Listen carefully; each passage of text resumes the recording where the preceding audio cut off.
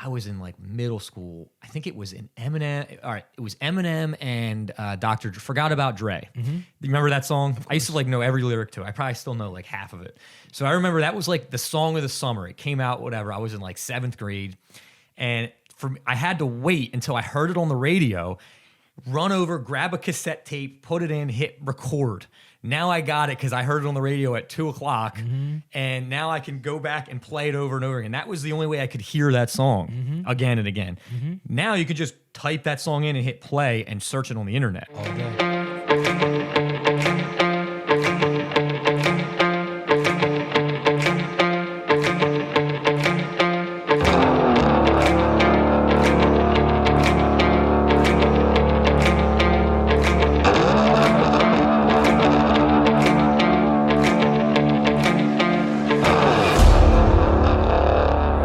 Welcome back to the Chat with Pat. Today, my guest is known as Scoop. He's a New Jersey-based musician.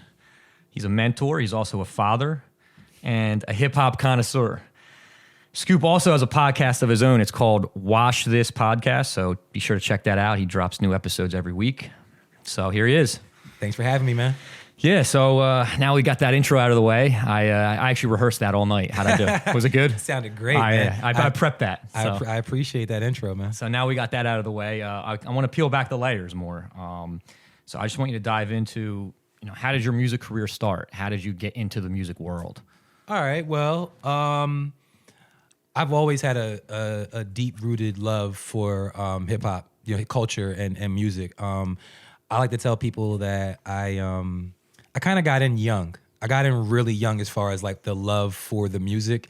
Like I had a favorite rapper when I was like 5, you know what I'm saying? And, my family, my uncles, cousins and all them, they were very heavily into like, putting the systems in their cars and, like just having like loud music. Like I just grew up around that type of environment. So it was kind of like natural for me. But as far as like, professionally pursuing it, that kind of started like, fresh out of high school, pretty much. Like, that was kind of it for me. I initially met up with a dude. His name is Tim. He was a producer. He lived in Burlington, and he kind of mentored me. To me, Okay. and helped me, develop. Matter of fact, shout out Tim the Taylor. That's his name. Tim And the Taylor. he's based out of Burlington? He was. Okay. Yeah, I'm not even sure where he lives now, but he kind of like, was an older guy, but he produced music and he would invite us over and kind of like help shape me and a few other artists into actual artists, take us from being like rough around the edges, just like being able to like rap a verse, to like giving us like assignments. Like, okay, here's this beat. Write a song about, why you're sad about losing your grandmother. You know what I mean? Like he would like really get like detailed like that. Right? You can give me 2 verses about this. Kind of like an improv drill for like an actor. Yeah, essentially. exactly. And he would give us these assignments and we'd have to come back. And that kind of helped shape me into like an artist. And then from there, even after I lost touch with him, I just continued pursuing it through different avenues. So, most of my adult life, I spent most of my time just rapping and traveling and performing with bands and, being in the studio. So it's just been a huge part of who I am. No, that's crazy. And this is kind of the timeline to give some reference. This was early 2000s about, because how old are you now? You said you're 37? I'm 37. So early 2000s about is when you started to, like you said on the phone last night with the rapping at the lunch table in the cafeteria. Well, that was kind of the version of YouTube back in 2000. Yeah, to expound on that, like, it was a different time. Yeah. So what it meant to actually pursue a career in music then, it was a lot different than what somebody would say now. I think I spoke to you last night about how it blows my mind that like young people like are in high school have music that's out in the world that they can like, they can create on their own and they can put it out there and it's actually side by side with quote unquote professional artists. You know what I'm saying? The sound quality essentially is at least. It could be, it's very comparable, and people don't really care as much, about that kind of stuff. It's more so just like the content, and when I was in that same boat, when I was that age, I rapped, but there was no outlets for us to put our music out. It was like you were just the best rapper in your school or in Right. your town or whatever. So that was kind of how we came up. But because of, I guess, growing up in that era and seeing the transition from where you had to make CDs and go hand to hand to eventually being able to put music on YouTube or, MySpace back then and all that kind of stuff, it kind of helped me see things from I think I consider it to be like a unique perspective because I've lived in both of those environments. Or you were in both worlds. Yeah. Yeah. No, that's interesting. I always wondered how has technology and the internet changed how someone can make it or break it as an artist, whether it's rap, hip hop, rock and roll, any type of music. And like you said, how does it change from just not really having anyone being able to know who you are because you couldn't just post on the internet to now you can just go in your basement, record something, have pretty decent audio quality, and people in 5 states over can hear it.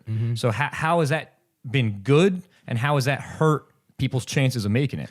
Well, I mean, like you say, there's pros and cons. A pro would be that your music can travel places that you haven't even traveled. So somebody somewhere else, for example, like there's artists that are able to create a buzz for themselves online and create a certain demand for their music 5 states over, on another coast, even another country, even who knows? You don't know who's going to see you. I mean, you look at there's those success stories everywhere. Someone made it big because somebody saw them online that might have been a producer or had a good ear for that person, or just fans. It doesn't even necessarily see that's the thing. See, there was a time where you had to look for that producer or you had to look for that record label.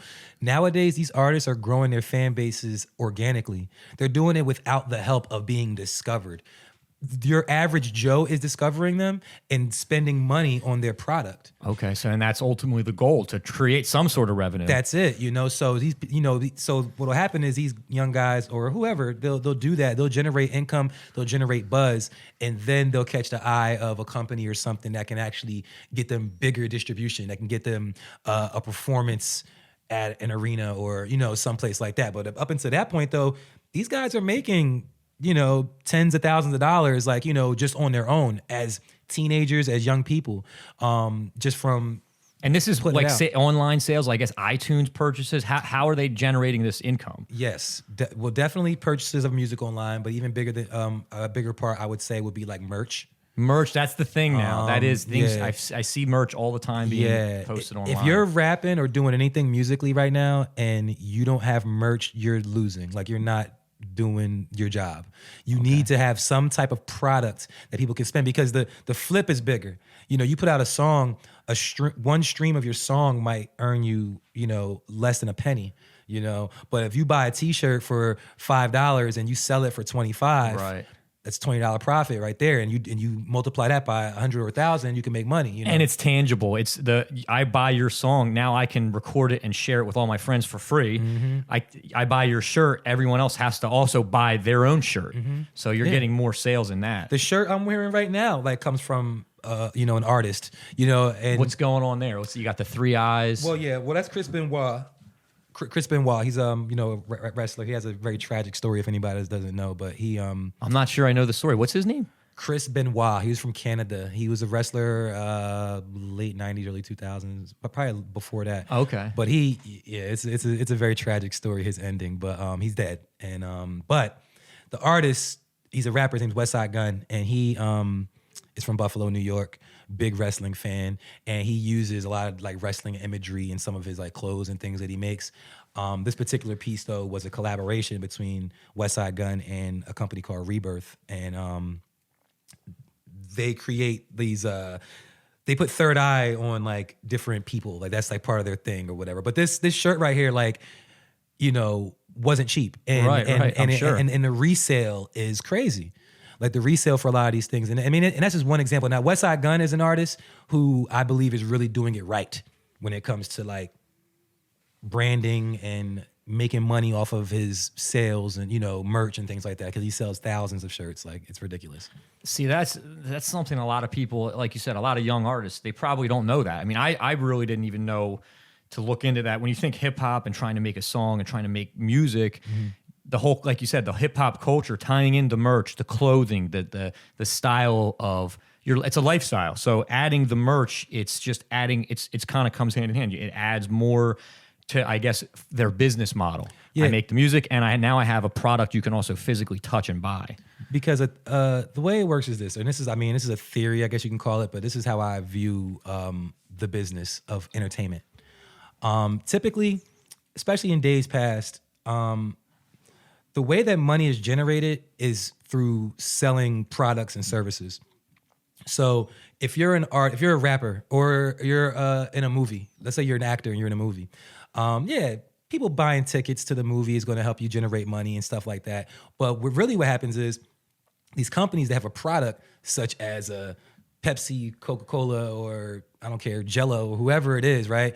They notice that you have a following. This movie is a big movie. We'll pay you to place our product in your movie. So therefore your movie now serves as a commercial, for our product. Same thing with rappers. You're a rapper. You sold 1 million records, with your last album. Why don't you wear our shirt, and we'll pay you to wear our shirt? So that, that's really where the money is generated. It's all about the branding, the walking billboard type theory. Essentially, if you're popular and I have a product or a service, then I want you to endorse it so that I can make more money, and I will pay you for that. So what happens is the rappers and the artists are taking the power away from those other companies and creating their own products, their own services, and selling them. So it's because everybody wants to dress like the rapper. If you listen to them, you want to dress like them. Or the basketball player.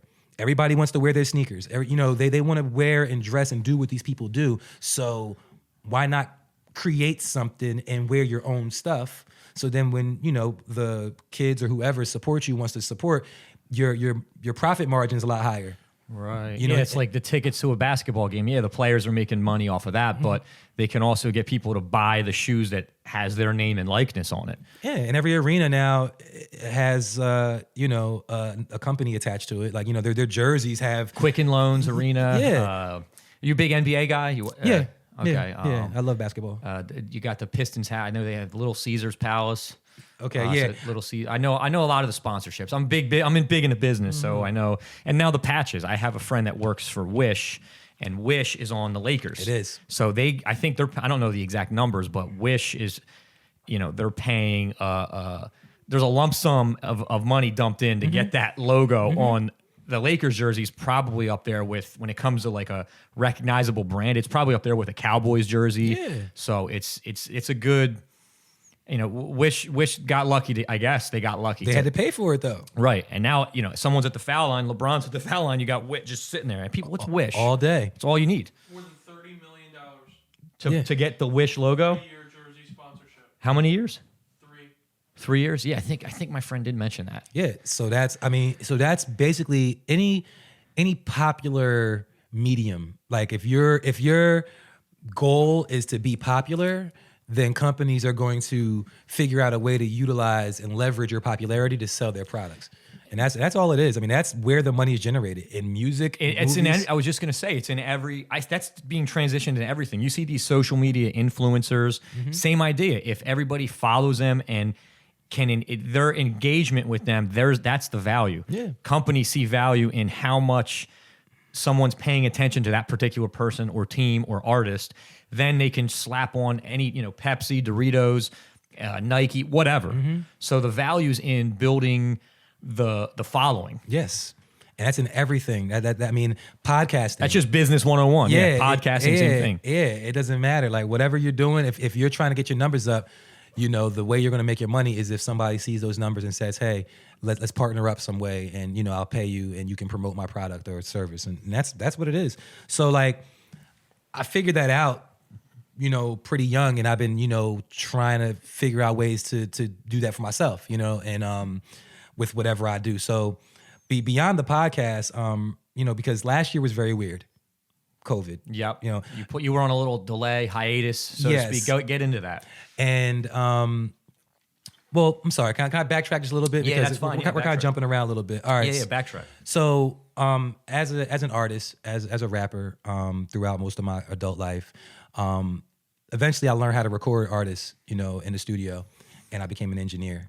So I'll be in the studio recording different artists, and a lot of these artists are like younger than me and trying to come up, and they know the things that I've done, and they'll talk to me about it and take advice. Eventually, that led to me having these really cool conversations and dropping like jewels, like letting them know, you don't have to make the same mistakes that I made. Here's what I did wrong. Here's what I did right. Like let's try to do this for your career. And after having these type of conversations like over and over and over again, I was like, maybe I need to be having these conversations with the world. Like let's figure out a way to talk about this, because it's very common, especially in hip hop, that once you reach a certain age, all of the new stuff that's coming out is whack. Man, these new kids to rap, I don't understand It's what they're mumble saying. rap. I don't, yeah. And don't get me wrong, like I'm guilty of some of those ideologies myself, but at the same time, I'm open-minded enough to realize that there was somebody older than me when when I was that age that was saying my music was trash. Right. It's always going to be that way. So I give everything a listen. I'll listen to some new stuff. I might not like it. I might like it. It's cool. But I felt like I'm in like a unique position where I can help bridge the gap, because the same thing goes the other way. The younger guys are like, man, that older rap is corny. Like that was trash. Well, come on, man. Nobody wants to hear that. So I find value in both. I find value in like, older rap and like new stuff. And I try to have these conversations with people and help bridge that gap. So that was a big motivating factor to creating the podcast. So we started the podcast March of 2019. It was really great content. I mean, the episodes, they flow really well, very entertaining. Shout out to everybody, the co-hosts that are on it, Ovid the Poet, Mikey McFly, Roddy, also Montega Jade, she was on it too. Everybody that's helped me out with that. And we, created the podcast. So then COVID hits, 2020, right?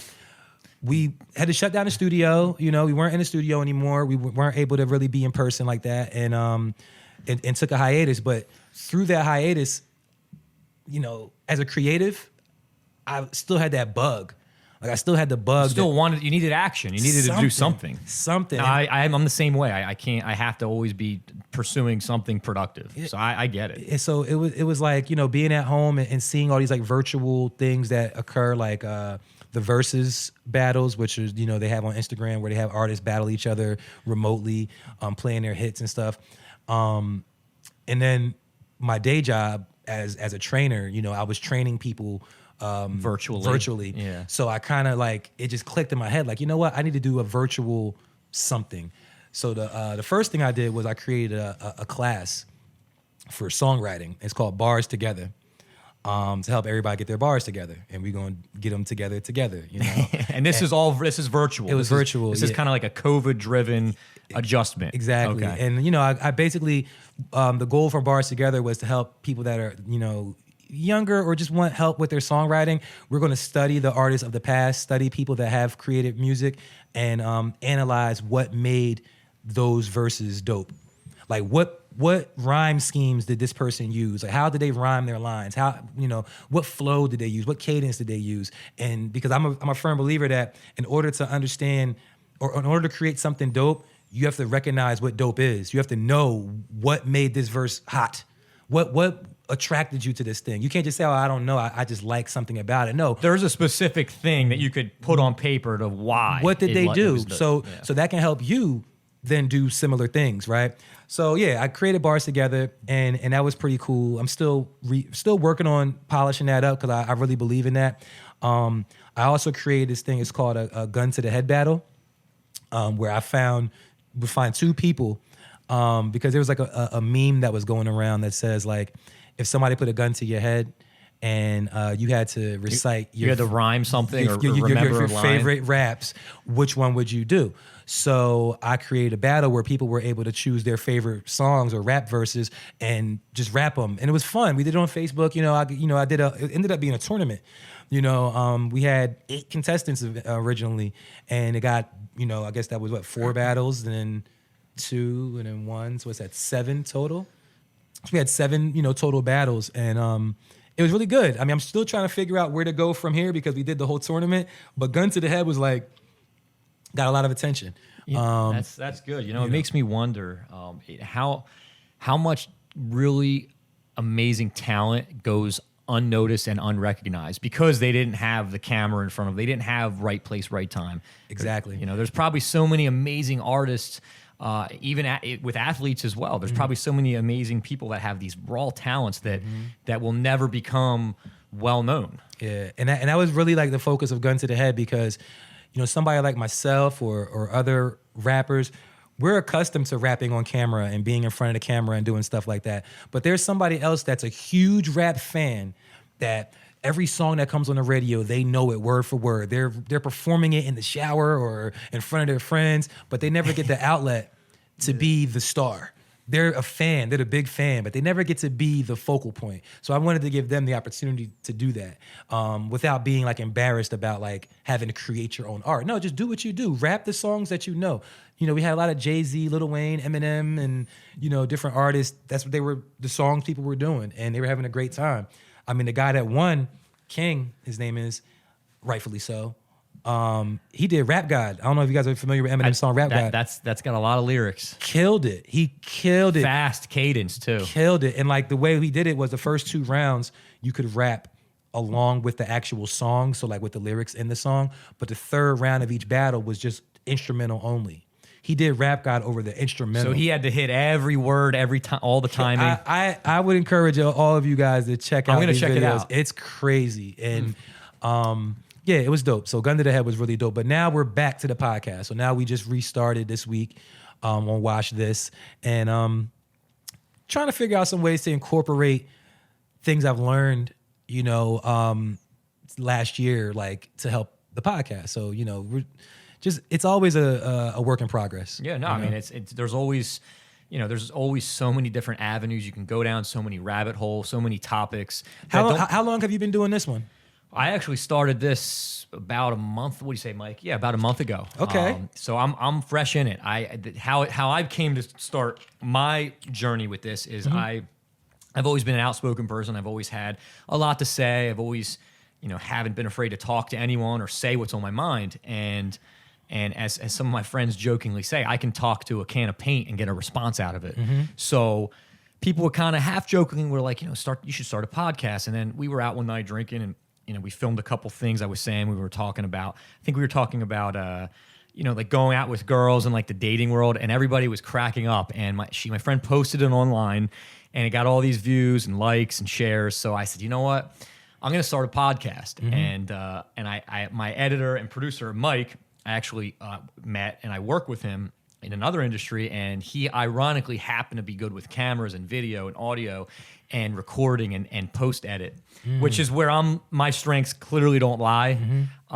So combined, we kind of had the team, the tandem there, and then I just said I want to talk to people. I want to have different types of people on, and it gets away from the monotony.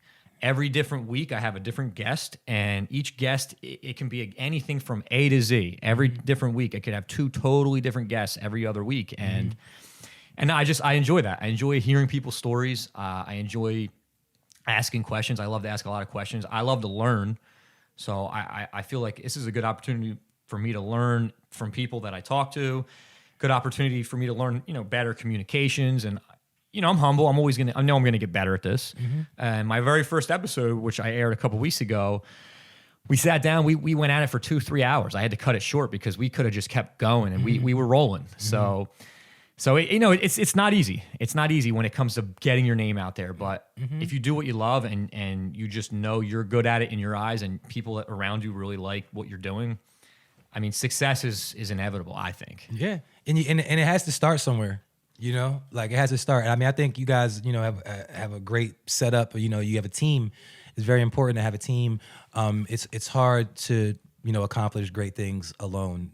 Damn near impossible. Yeah, you know? you need the help. You need the team, and you guys have to have good chemistry. And we've already come. This is a couple episodes in from the first episode and the first pieces of equipment we had. I mean, I've already started to upgrade the production value. And I got visions to go even further. I mean, this is the tip of the iceberg. I mean, I want to grow this and set up a better studio, different, you know, it's gonna continue to grow, and I'm gonna continue to try to get different types of guests that people want to listen to. And that's another goal. You know, I want to have people while they're at their job, throw their AirPods in. Maybe they're on a walk, walking their dog, driving to work, long commute. Throw the headphones in, just hit play. You know, hour, 45 minutes, 2 hours, however long each episode is. They can throw it in their ears, and they're entertained. They're killing time while they have to, or they're just listening at home when they're on leisure. So that's the goal, just to give people something to enjoy. Yeah, I mean, I listen to podcasts all the time. So do I. Yeah, That's, yeah. you know. So, you know, it's like the new, it's like talk radio, you know, to an extent. But Yeah, it's kind of the new thing. I mean, more people are doing it now, and some are going to be better than others. And I know what I like to listen to, and just like with your podcast that you listen to, you know what interests you. And if I listen to a podcast 15 minutes in, I'm like, they're talking about, let's just say, I don't know, like a fashion. Let's say I'm not into fashion. You know, this guest comes on, they're talking about fashion.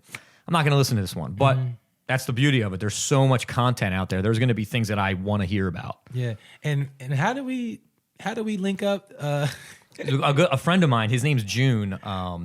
Shout out to June. He'll probably hear this. I've known him for about, like I said, about 10 years, and we used to work together. Actually, do you remember Top Dog in Cherry Hill? Of course. It was called Taylor. So you're a little older than me. I know all about So Iguana, they changed the name like 5 Taylor's. times. Yeah. So it was Taylor's, and then it was Top Dog. I worked there when it was Top Dog, and that's where I met June. We were actually bouncers. We were like security in like the club upstairs. You know, the upstairs. So we were working together, and we hit it off. We would go to the gym together. We would, we would weight train. We would, work out together. And then he started doing his music thing. And he actually linked with my cousin. It's actually really full circle. My cousin, he's a few years younger than me. For a while, he was DJing and he was making beats. So he was doing that out of like his basement. And June would talk about rapping and how he likes to, write lyrics. I was like, hey, like my cousin is actually, he makes beats and he DJs and he's really good at, the technical shit with it. So he's like, oh, that's dope. So I linked them up. So they made actually a couple songs together with Nick, my cousin's name is Nick, with Nick's beats and June's lyrics. And they put together a couple productions. So you never know who you're going to meet or what type of product you guys can collab on. That's dope. Yeah. Yeah. Nah. So he tagged me, June tagged me, and you made a post, I think, online about you want to network and come on, maybe tell your story. I said, I saw the tag, I looked you up, looked into you, who you are, and I said, come on. Yeah, I mean, I just feel like it's a good way to build, man. I'm always just looking to learn stuff too. You know what I mean, and meet people and just stay active. That's really a huge thing of mine, just to stay active and continue to do as much as I can. And, with my podcast really getting back up and running, I figure a huge part of its growth will just lie in me just continuing to be active and be out. And I mean, I think this is dope. Like, I think you got a really good thing going on here. No, I appreciate that, man. Thank you. I mean, it hasn't been easy. I mean, and this is another thing, people don't really know what is involved with this and what goes into it. Right, Mike? I mean, I've had Mike over 3, 4, 5 times before I even filmed any content, just to do sound tests, sound checks, audio checks, video. We had to make sure we got the right equipment. I was, trial and error and going back and forth with different pieces of equipment to make sure that the production quality was going to be legit. Because if I dive into something, I'm going all in. I'm not just going to rush into something and put a shitty product out there for people. The product I deliver to people is gonna be the best quality I can make it. So yeah, it's not easy. And I see these successful podcasters and you get humbled. You learn, there's so much to learn. I've already learned so much in the last 2 months, and I'm gonna continue to learn, even more. So it humbles you. And I know that I'm gonna always stay grounded. Even though I'm confident, I will always stay grounded and know that there's always something I don't know, and there's always something that I can learn and that I'm open to learning. And I think that's a lesson for, I guess, the younger generation as well, even young rappers. They might think they know it all. I mean, you mentor some of these young artists. Yeah. They might think they know it all. They might think, well, my lyrics are good. I have a good flow. Well, it might not be good, or it might be good, but there's things you can tune. So I want to hear more about that. What do you tell these young artists that come in and what's their whole mentality? What's their mindset? depends. I mean, a lot of, there's different personalities that you might meet, but I mean, I guess one thing about rap is it's very competitive, right? It's everybody wants to be the best, or thinks that they are the best already. Yeah, right? that's the thing. And I just tell people to create as much content as they possibly can. So, don't think that one song is going to be your one song that's going to make it. It might be, but you got to throw more darts at the wall. As soon as you put something out and people like it, the very next question is they want to know what's next. You got to have something to follow up. People's attention span, especially these days, is very short. Very, very short. So if I like your song today, I might listen to it for like 2-3 days and I'm on to the next thing, because it's a different environment. Like earlier, just kind of backtracking a little bit, we were talking about the pros and cons of the internet and people putting their music out and stuff, right? I remember, being of the age that I am, when music came out and when I was in high school, I had to decide what I was going to buy because I didn't have enough money to buy every single CD that was out. So CDs back then, it came out on Tuesdays. So we would go to the store and you'd be like, okay, you get Jay-Z's album and I'll get Nas, and then we'll borrow and trade or whatever. You couldn't just buy everything. Now, as soon as a song is out, it's in your pocket.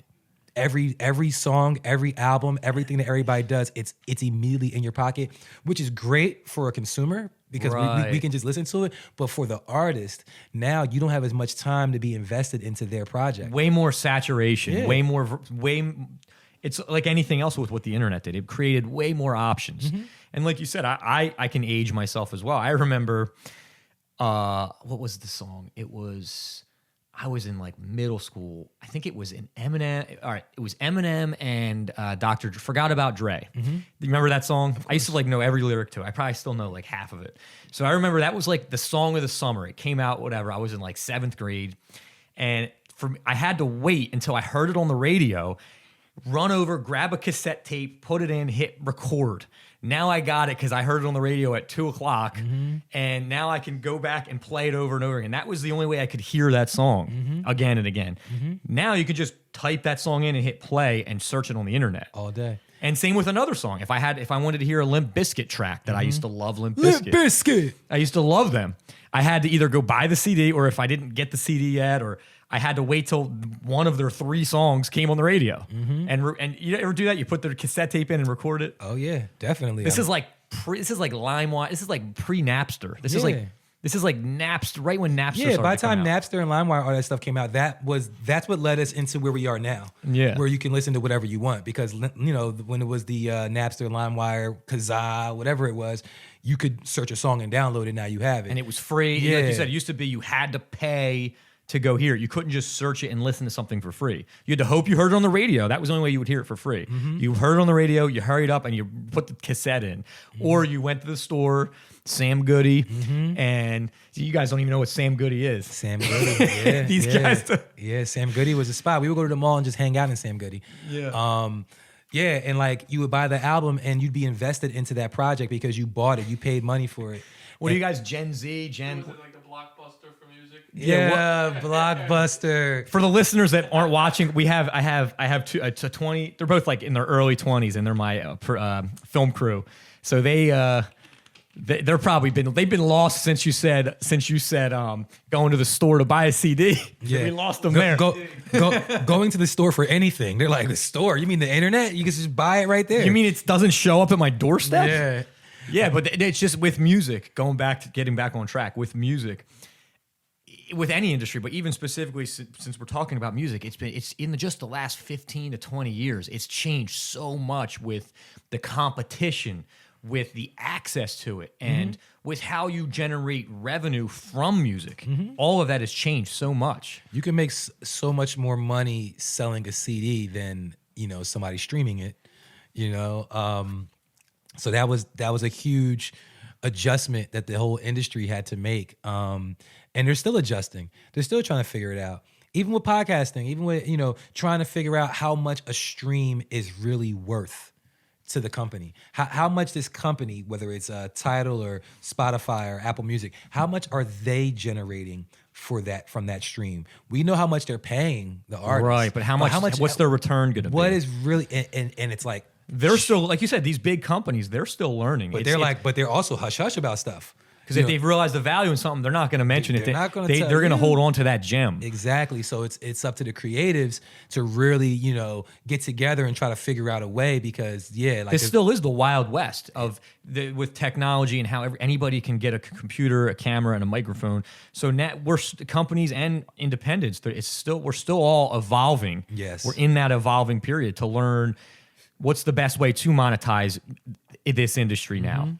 Yeah. So because again, it could be like, all right, were you, how much did your sponsors pay you based off of you having this song on your platform? How much did you really generate? Not necessarily like how much did you make from the consumer, but how much did you really make because this is available on your platform? And, it goes back to products and services. Like these things are generating billions of dollars for these companies. And the artists on the front lines, they're not necessarily being compensated. Right. They're getting the short end of the stick. I mean, it happened even with, you might be familiar with what was the guy's name? The sleazy producer. He did the Backstreet Boys and NSYNC. There was a documentary on it. Long story short, back in the 90s, he created the boy bands, NSYNC. And he was giving them like $10,000 checks. Maybe Mike can fact check the amount, but he was paying them like peanuts compared to what their music was actually bringing in. And then the band members figured it out and were like, wait a second, like you're giving me $10,000 for a whole tour, and that tour generated so much revenue. And that was going on. See, the problem now that it's harder to get away with that now because we all have way more access to information and artists can do more on their own. But the scammers will adjust. Right. They may not be able to scam you the same way they did back then, but as technology and everything's adjusting, they're figuring out ways to do it. You know what I mean? Like it's a never ending battle between the powers that be and the workers.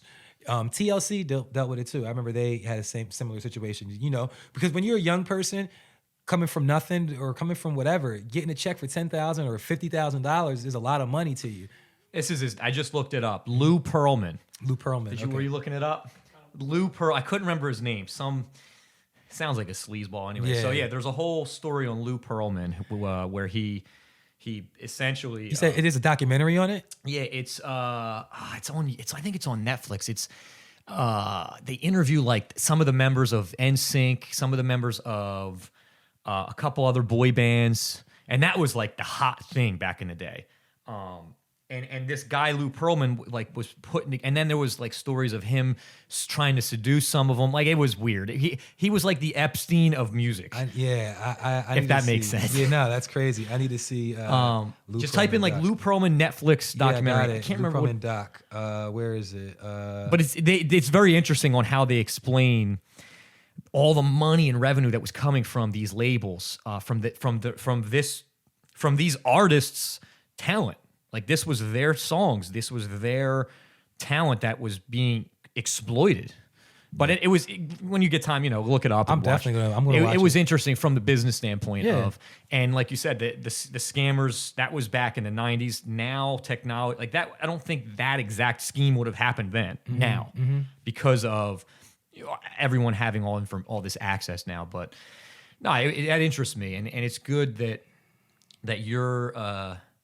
It's good that you're aware of that as well, and I guess even when you mentor these young up and coming artists to know to kind of look take care of your own, look after yourself. Yeah, because backdoor deals It's cutthroat. are happening all the time, man. Like, if somebody can figure out they can take advantage of a situation, it's human nature, unfortunately. I don't think anybody to exploit weakness. Yeah, exactly.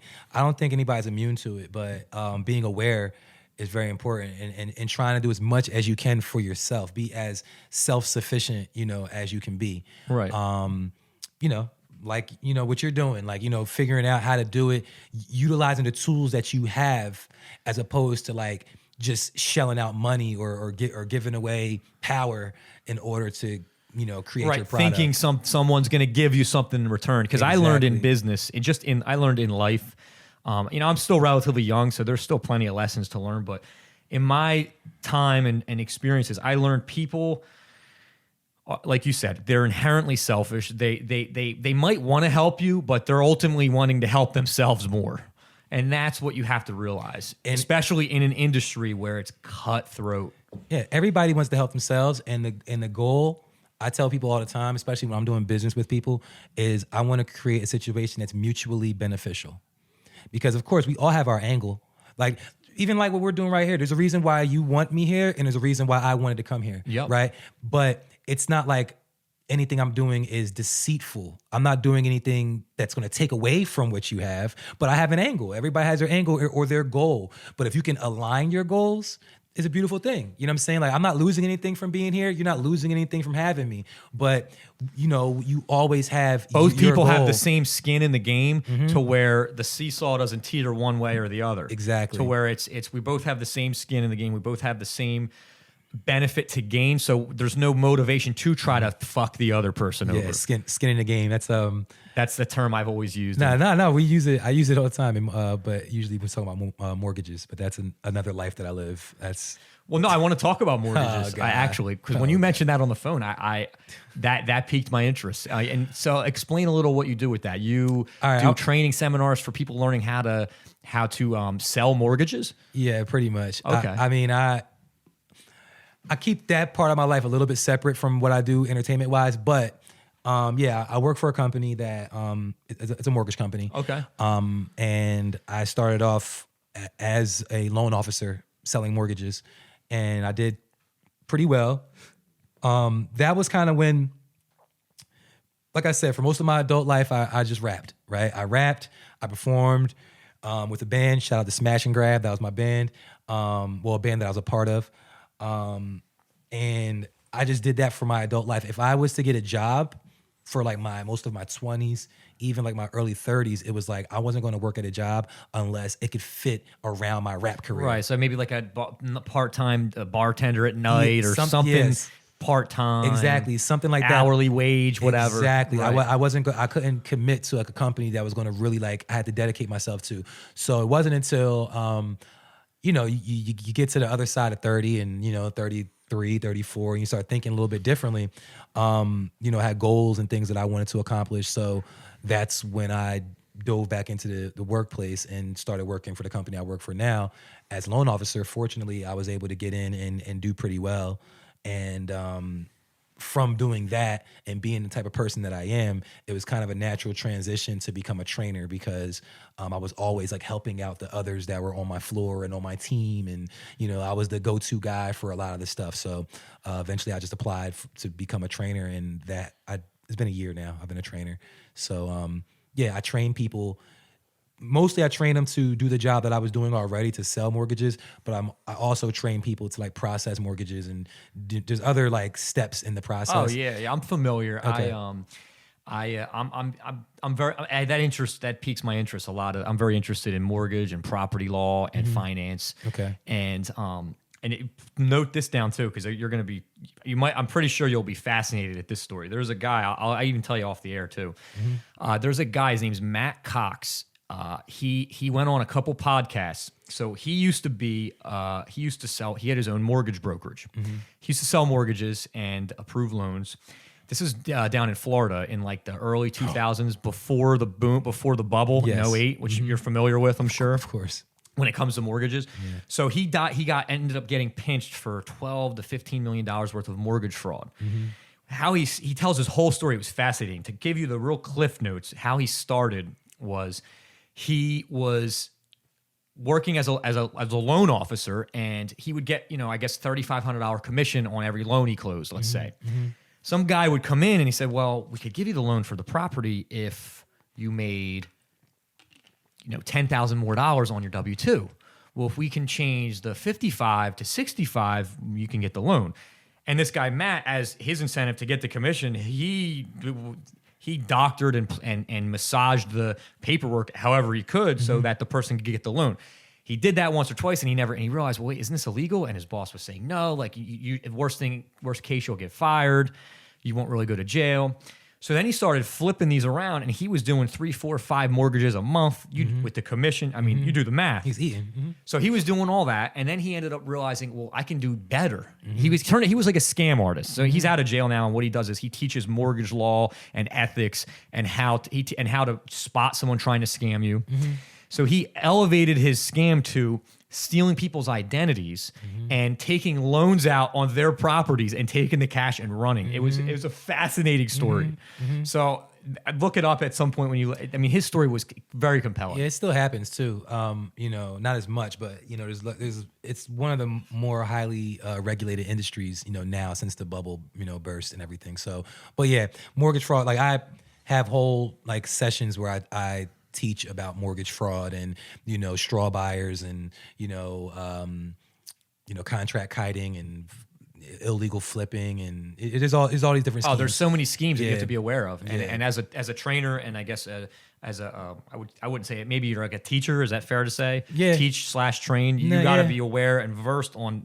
Every year, there's new scams coming. They evolve. Yeah, These scammers they evolve. Exactly, and that's why I just teach them to the CYA, cover your ass. Like, I don't want you don't ever want to be in a situation as a loan officer where your ethics are in question. And yeah, exactly, where it looks like you were complicit in this scheme. Yes. But that's pretty much the long and short of it. I mean, I do enjoy what I do, but at the end of the day, I'm an entrepreneur, so I like creating things and living off of what I create. Right. Well, and with that, I think another thing I have an entrepreneurial mindset as well. I think what the appeal is that you can, as an entrepreneur, you're creating your own things. It's your own business. And with that, you get the freedom of doing things when you want. You're not stuck to someone else's schedule. I think that how many times you wake up on a Monday morning, it's like, oh, fuck, I got to go into this job. It's 9 o'clock. I'm going to be late. Entrepreneur, you run your own thing. You can ultimately decide when you want to do things. And I think that's the most attractive part of that lifestyle is you're not stuck on someone else's watch. I mean, because at that point you're enslaved. Yeah, it's because the two things that we have is time and money. So you got to figure out which one is most important to you. You can have guaranteed money by sacrificing your time for this employer, or you can control your own time. And I mean, essentially you can make the same or more money, but it's not like guaranteed. You're going to eat what you kill. So it's based off of how you work and what you do is how you're going to generate your income. Right. I mean, I do it for my kids though, man. And you have a couple kids now. You guys have one or two kids? I have two. I have two sons. Two sons. Yeah. Nice. 2 boys. Wow. Yeah, 2 boys. 2-year-old and an 8-month-old. So okay. They're little. And, so you're busy. And that's another thing. Having kids and the wife or the girlfriend and the family unit, that changes people's mindsets, that changes priorities. I'm sure. I don't have kids or a wife, but I'm sure that does come into play. Oh yeah, for sure. It changes your whole mindset. The value of a dollar changes. And what you need to generate in order to feel successful, it changes. Like when I was younger and I had less responsibility, and then more risk. You can tolerate more risk when you don't have that. I guess your risk tolerance goes down financially. Like you're gonna have to be more play it safe, so to speak, and have the steady money coming in to support the kids. Yeah, I would leave jobs. I would travel. I would go wherever. You know what I mean? Like there's less chance. It's less likely you would do that now because of the family unit. Yeah, no, definitely not. So, but I mean, I feel very fortunate though. There's people that are in this similar situation that don't have the resources, to be able to provide or to live the life that they want to live. So I don't complain too much, but I'm still hungry. I still want so much more. So that's what it is. No, I hear you. I'm hungry as well, and that's why I want to dive into as many outlets as I can. And you own a couple of businesses, right? Yeah. I own a trucking company. It's a local thing, and I basically transport furniture for people that buy stuff on Marketplace, from seller's house to buyer's house, couch, armoire. Dope. I've sold furniture on Marketplace. Had to figure out how to ship it. So it's kind of like a Uber for furniture is kind of like a slogan. But I learned so much in just using social media to promote it, what is effective in retaining a customer, what's not. So I just think, that that can translate to any industry. Just ultimately, no matter what you're selling, whether it's music, furniture, a service, food, you have to be able to. You're only as good as how many customers you're getting in your door. Oh yeah, definitely. So- And word of mouth for like referrals. And Yeah. that comes to the marketing, your reputation you build. I rep. mean, there's so many elements to running a successful, well-oiled machine. And so yeah, my hands, I try to keep my hands full. I try to utilize good time management skills, which I think is important. And with what you do, you're juggling a few different ventures, right? So Yeah. so it's time management's important. Yeah, time management, working with good people, Chemistry is important too. yeah, it's so important. Like, I mean, the guy, like, I just came from getting my hair cut, right? And my barber, I don't like to call him my barber because we're friends, but he is a barber, and he's also on the podcast. So while there we you were go. there, he's cutting my hair. We're sitting there chopping it up about things that we need to do to upgrade and just take it to another level. So it's just it's just good to have those conversations, to be able to build and just increase what you're doing, man. Because Because you always need to, because you always have to keep gaining your edge, because if you don't keep moving, you're going to be left behind. And in today's world, with how fast things move, with the internet, the access to information, how quickly people learn and evolve, and from a business standpoint, if you don't keep evolving your stuff, you're going to get left behind, and you're not going to be at the top. yeah, That's what I learned, and I think more people need to realize that that's the way the world's going. It's evolving quick, and we have to adjust way quicker than our previous generations. yeah, or less people need to know about it. So that we can become more. I should say that, actually. I should say that, you know what? As soon as I started saying that, I caught myself. I was like, the only. That's a good point you brought up, Scoop. You ever see those videos, or those? You've probably seen them on YouTube. These gurus that try to teach you how to make all this money. Well, why would you be trying to teach everyone that? Shut the hell up. And if you figured out something that works, I'm not telling a soul. that's their angle, though, man. Like, I mean, That's how you know it's bullshit. Because Yeah. if something did work, and how to make $100,000 flipping houses, how to make $100,000 Forex, whatever. It's like, dude, if you're pulling in six figures with this, I wouldn't be telling a fucking soul. So it's obviously no, a and gimmick. they're charging for you to listen to them tell you, like, you want to know how to make $1 million? Pay me, and I'll tell you how to make $1 million. And then at the end of it, it's like, all right, this is what you got to do. Create a video where you're saying, I'll teach you how to make $1 million and charge people. It's like a pyramid yeah, scheme. Yeah, so that's really what it is. so it's honestly, yeah. I mean, I guess if I were to give advice, yeah, you got to keep evolving, but hopefully that's the thing. Though. You could lead all these horses to the water, but how many will drink? Oh yeah, for sure. I could give the golden egg to someone, and that's why only the top 1% are successful. Even with we all have the same access to this information, and we all have similar opportunities. How many are going to be disciplined and not lazy to actually try to get to the top? So, Yeah. I think with what you're doing is great. I think you got a great work ethic, great head on your shoulders. Likewise. And I appreciate you coming in. I'm definitely going to try to have you come in again. So to end this, though, to end the episode, since we're on the music hip hop theme, hip hop kick, I want you to give me your artist of the month. It's January 2021. Who's the artist you're really you're listening to? You're finding yourself listening to in the car. Give me an artist and let's pay homage to him, alive or dead. Wow. Right now, that's a great question. There's a few going through my head right now, but I want to pick one. I'm going to say Benny the Butcher. Benny the Okay. Butcher. Shout out to Benny. Anybody that follows me and listens to the podcast or follows my social media or stuff like that, and they're watching this video right now, they probably knew I was going to say either Benny the Butcher, Westside Gun, or Conway the Machine. They're all part of a crew called Griselda, where this hoodie comes from. Oh, that's up in Buffalo. They're from They're based out Buffalo. of Buffalo. Yeah, they're from Buffalo. Okay, shout out Bill's Mafia. Shout out. They play tomorrow. The Bills Mafia used one of their songs like as their like theme song or something like that. It's like Okay, yeah. I'm gonna look into that. Yeah, they're heavily. I want to see the Bills do something. I don't think they're gonna be KC. Yeah, it's gonna be. It's gonna be tough. It's gonna be a game. I mean, yeah, I'm Both excited. games. Yeah, Listen, I'm excited. These are the 4 best quarterbacks That's left. it. That's it. That's what it comes down to. Yeah, I'm But- excited. I'm excited to see what happens. I mean, I'm an Eagles fan, and so it was a tough year for football. Yeah, oh yeah, for you know, sure. But I would be interested to see Brady take it.